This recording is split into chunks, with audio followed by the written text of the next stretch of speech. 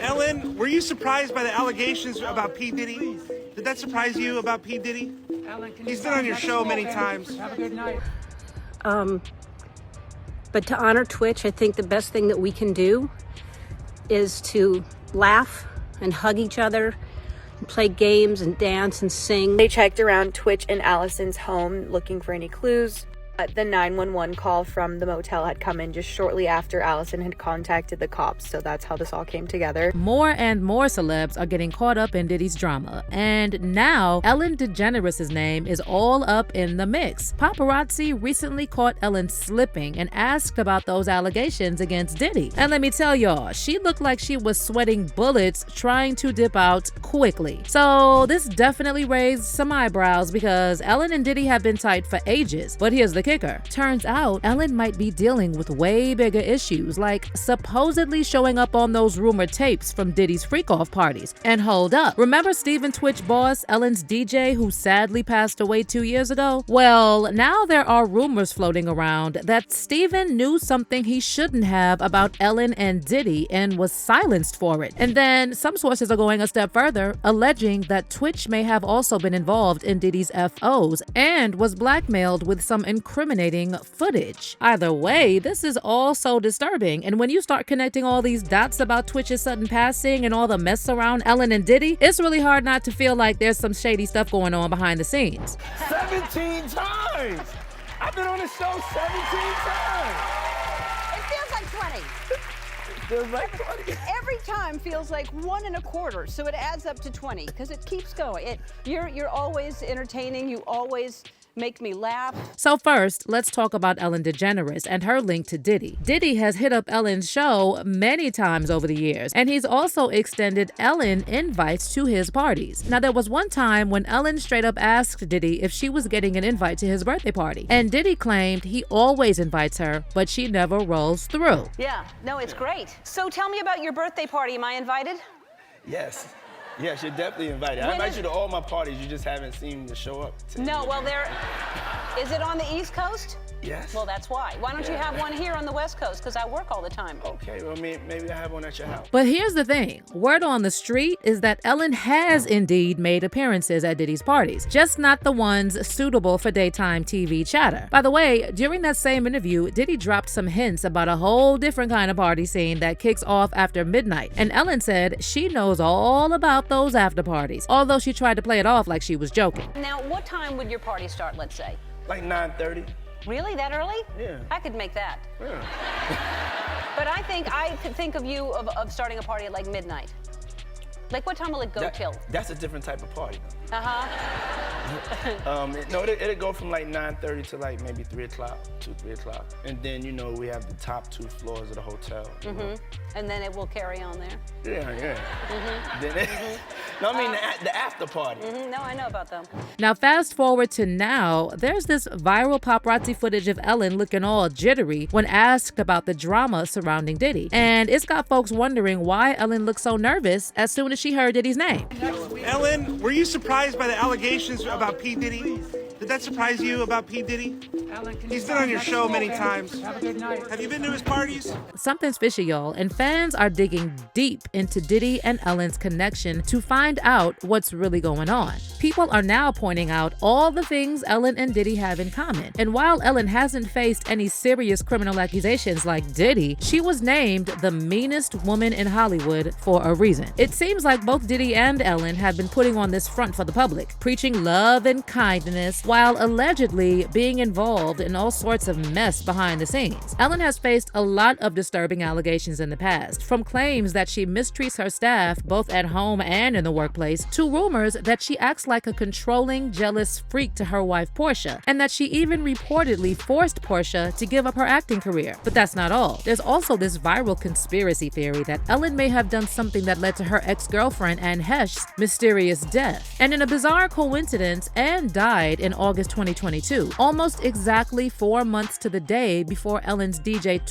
supposedly unalived himself. And while some people were quick to dismiss this as a conspiracy theory, many others are saying it's seriously sketchy that two people who were close to Ellen for ages ended up dead in the same year within months of each other. Now, in case you're not familiar with Anne Heche, she was an actress who had a highly publicized relationship with Ellen. They dated between 1997 and 2000 and were often described as the world's first gay super couple. But get this, in a June 2021 episode of her podcast, Better with Anne and Heather, Anne dropped a bombshell claiming that Ellen tried to put her in an institution and that she was blacklisted in Hollywood. Every single truth that I spoke, I was hit more, buried more, or despised more, and then had calculated visions and circulations of systems that spun me up and out of the system that would in any way challenge the fact that she was not telling her own truth but another's. Why do you think she tried to put me in an institution, folks?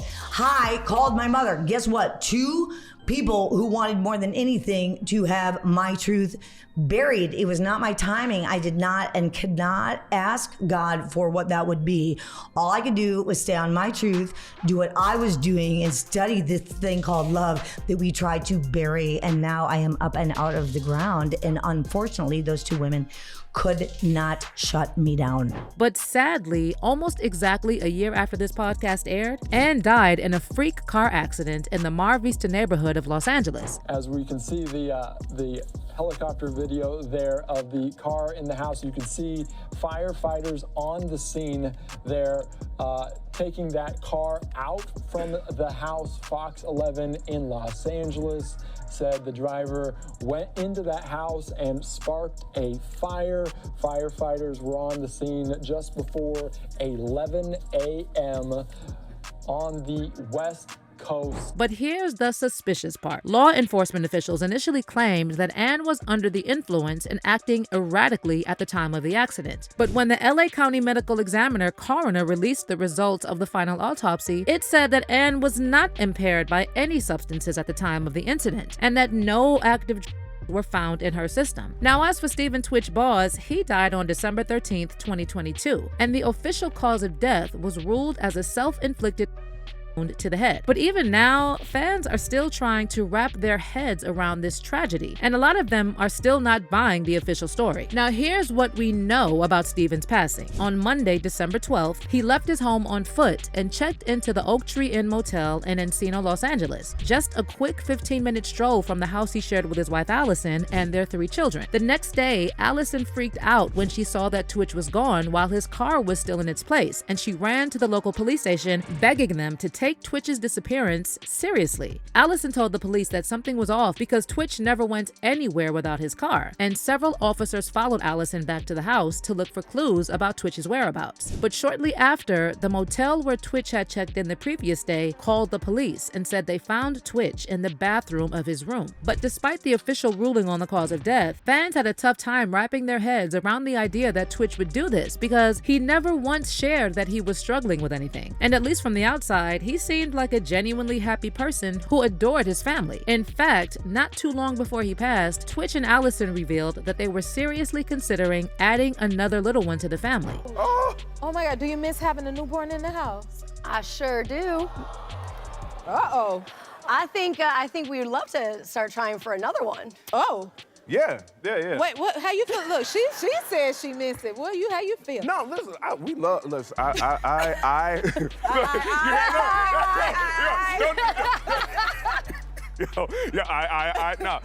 no, but we really do.